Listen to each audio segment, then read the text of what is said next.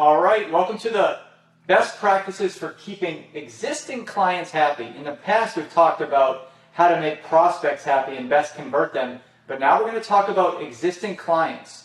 Why are we going to do that? Well, did you know that if you want to scale, the difference between companies that grow and companies that don't is customer retention. The more customers that you can keep and continue to sell, the more likely you are to achieve your business goals. That's in quotes, but I wrote it. I guess I just kind of quoted myself there, but there's also a did you know, a double did you know slide. Are you ready for this?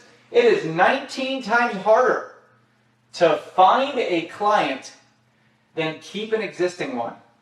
Now, that's a tough one to really think about, okay? Think of everything that goes into finding an existing client, the cost, the time, all that stuff. This is a study that was done by, I believe the company's name is Marketing Sherpa. So they analyzed a bunch of different companies, and they realized that customer acquisition, in terms of time and money, was 19 times harder to find one new one than to keep an existing one. That's how much it means to a company to keep a client. So that's how important it is.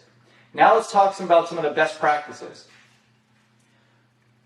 The first thing I want you to do is look within. If you're looking to grow revenue, rather than keeping in existing clients, if you're looking to grow revenue, when a client engages me as a marketing strategist and they say, Mike, I want to grow revenue, what are your ideas? The first thing I do is I look within the company.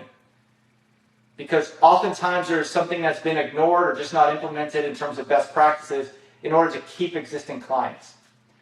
And why should you care about existing customers? Well, number one, better conversion rates, less marketing, higher profits, lower costs. Why would you not want to keep existing clients around? And look at this chart. Why do customers leave a company? Look at what's number one. 68% believes that you don't care about them. How easy is it to care about a client? Especially if they're your ideal client. They're in an industry that you love. They're the type of client that you love, that you have the same energy level with, you work with well. Why would you not want to care about the client? It should come naturally. And in a distant second, 14% is they're dissatisfied with your service. Well, if you graduate, take all the tests and pass freelance masterclass, it shouldn't be an issue with them being dissatisfied with your service. So some of the best practices to keep an existing client happy. Number one, understand what are your intentions. Whenever you speak to a client, it should be in the client's best interest, not yours. I get this from time to time when I hire freelancers. I'll get a freelancer who will call me up and say they've got this new service, or they got this, they got that. It has nothing to do with me. It has their service. There's nothing related to what they're trying to sell me. They're just trying to sell. Their boss told them to get them on the phone and sell me on something. That just turns me off big time, and that'll turn off your clients too. So make sure your intentions when you talk to a client are correct. Number two, meet your expectations. There's nothing better there that builds trust and makes the communication efficient than meeting your actual expectations that they outline for you. Be honest. This is super important. I have a lot of freelancers. Used to. I don't do this anymore. I know what to look for when I'm hiring freelancers now. But I used to have a lot of freelancers that would kind of, how do you say this lightly, bullcrap their way around something. So I'll ask them a question if they have experience with something.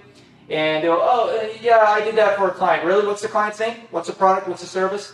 Oh, it was this company. You work for them? Okay, what do they do? And they try to change the question. They really don't have any. I had one freelancer who told me they used to work for Google. Now, I know people used to work for Google. And I called them up. Was this person ever on the payroll? No. Was this person ever hired for it? No. They just lied, outright lied. Be honest. Don't embellish your skill sets just to try to get a job. Don't embellish anything that you're doing. Just be honest with them, and it'll work out in the end, trust me. And own it, please. This is such a pet peeve of mine. If you make a mistake, that's okay. Just own it. Just say, it's okay. You know what? This is what we're going to do. In the Army, we do what's called an AAR, an After Action Review. So whenever we do an exercise, a field movement, whatever, we'll go into a meeting room at the end and talk about, well, what we did good and bad, what we can improve on. Same thing in business. If you make a mistake, it's okay. Don't blame it on some worker that is out for the day. Don't blame it on you should have gotten this or you should have had resources to that. Just own the mistake. And then respect. Encourage mutual respect. Your clients will appreciate you not being a punching bag. Okay, what that means is, if your client emails you at midnight, and it happens sometimes, and you feel like you have to get back to them right away. If your client puts you down, I had to drop a client just a couple weeks ago because the way they talked to me was very derogatory. Now, I talked to other freelancers who are also working with them at the time that have been working with this person for a very long time, and they said, don't worry about it. It's just the way this person talks. She's from New York. She's a hard New Yorker. That's the way they talk up there. And I didn't believe it. I was born in New York. I spent some time there. I didn't talk to people like that. There's no excuse. So I told this person nicely, you're bringing, there's a lot of negative energy here. I like to be talked to as a professional. Let's think about some of the positives. And she continued to talk like that, so I dropped her. Encourage mutual respect. Your clients will like that, and if you don't get it, you should leave. There are plenty of clients out there that will give you respect, okay? Dependencies. Don't create dependencies. We talked earlier in a class about managing up. That means getting everything you need early, making communication very efficient. This kind of goes along the same line. Many clients say they want to help you. How can I help you? How can I make your job easier? But really what they want to do, they want you to do your job with as little invested time on their behalf as possible. That's what they want. They want to be helpful, but they don't want to be in there with you with every single ingredient making the dish, if that's a good analogy there. They just want to see the end result. They want to see the recipe being made. And adapt. Just adapt. As a freelancer, you have a certain way of doing things. For example, if you're going to be a freelancer of mine working for me, you're going to be using a platform called Teamwork. That's something I use to organize my projects. Now, if a client comes to me and says, hey, Mike, we already have a team, we already have a platform that we use. Great, guess what? I'm adapting to you. I don't expect your whole team to come on and adapt to me. So be adaptable and make and show your impact. If you have created an impact, go ahead and say it. I can't tell you how many times I hired a freelancer. I haven't heard from them in a while, and then I realized, hey, wait a second, my traffic went up. My this did that or something. And I had to manually go out and see what the impact, if they just told me what impact they made, it would have been a lot easier, and I would have liked you a lot more. So if you've noticed a good statistic that happened because of your work, feel free to share that. Make your schedule open.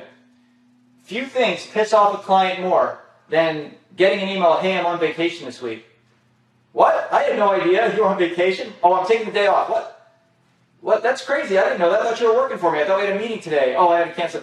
So if you're planning on going on vacation and it's not some kind of emergency, then tell your clients, please, hey guys, in 2 weeks I plan on taking a 10-day vacation. Let me alter my work schedule accordingly.